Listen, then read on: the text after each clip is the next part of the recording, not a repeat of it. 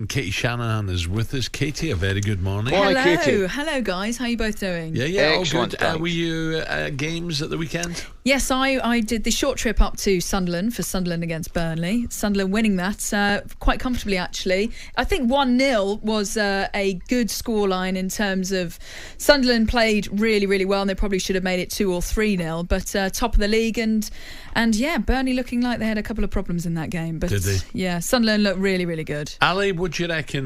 People tell me Leeds look good as well, and they've lost a couple of players, haven't they? So I'd be a little bit worried for Leeds in the respect that you're spot on what you've said. I think that they've lost a couple of players that I'm not sure they'll get the backup in. And Watford looked to have a great started start, well. another victory last night. Tom Cleverley's had a fantastic start at Watford, but I must admit, can't lie to you, delighted with the start that Sunderland have made. Yeah, and you're down at Plymouth, aren't you? Yes, weekend? Plymouth Stoke for me. So, yeah, Oh, Wayne Rooney. Stoke's result last night. Yeah, 5-0 against Middlesbrough. So, yeah, and it's the return of Steven Schumacher to home park, so up against Wayne Rooney. So that's going to be a tasty fixture, yeah. So what about last night, Sarah? What we got in the papers then? So lots of the papers dominated really by the transfer news because it's all about this switch. The theatre of Raheem's is in the Sun, with United making a look for Raheem Sterling. That move because Chelsea are eyeing the switch in Jadon Sancho. So Manchester United are eyeing a sensational swoop for Chelsea's Raheem Sterling, with Jadon Sancho potentially going the other way. So Manchester United sporting director Dan Ashworth has opened talks with Chelsea over Raheem Sterling, with United insisting any deal involving the two stars ahead of Friday's deadline will be done on their own terms. So out of favour, Sterling potentially going to Manchester United. So what we've done here, Ali and Alan, is we're thinking who's getting the better deal, Chelsea or Manchester United? So for Raheem Sterling, 27 goals in the last 3 seasons. Now we know he's not been as prolific for Chelsea, but for Raheem Sterling, he's got 4 Premier League titles, 5 League Cups, 1 FA Cup. Premier League record, 123 goals in 379 games, so a great return. 20 goals for England in 82 caps.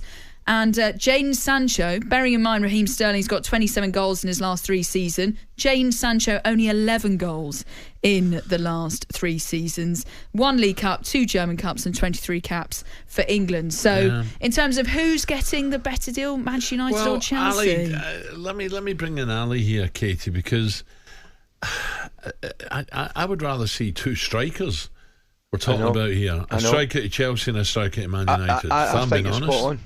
I think you're spot on, Katie. I think you make a great point.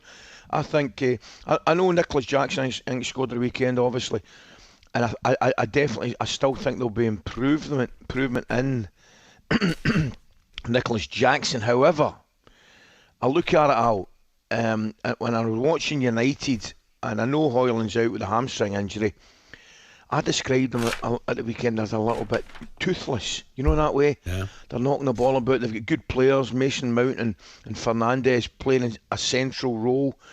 You know, Rashford one side who was quiet, and obviously Amad Diallo who got a deflected goal. But I don't care what MD said. They really did lack a goal scorer or a threat, I felt, in the penalty box. And I don't disagree with you, mate. I think probably both clubs' priority would maybe be a centre forward. Yeah, but look, you know, you mentioned the stats here. I'm a Sterling fan, and I don't really realise. I don't understand why he's been blown out, but. Look, we don't know what's going on behind the scenes. Sanchez was always going to be difficult at Manchester United with the problems he's had. What else we got in there? So also interesting, you speak about the strikers situation at Chelsea, because Chelsea are keen on Ivan Toney. So they're exploring a potential move for the Brentford striker. So the club are considering a number of forward options. And this kind of comes about because it seems as though the loan move for Napoli striker Victor Osimhen might not be on the cards anymore. So Chelsea's interest in Toney has kind of come. It's quite complicated because Toney's already agreed personal terms with the Saudi Pro League side Al Ahly. However, there is a deal still to be struck. So Al Ahly is proposing a £35 million deal. I think it got up to £400,000 a week. Brentford want more in the mark of £50 million, and Chelsea seem to have come in quite late and looking at Ivan Toney, which you would think be quite a good fit. You mentioned Napoli there. Has McTominay, is that deal gone through yet? Yes, I believe it has. So that, Okay, well, McTominay's gone through. Ali, eh? Oh, absolutely. I mean, I think he's been terrific the last couple of years, Alan, both for club and country.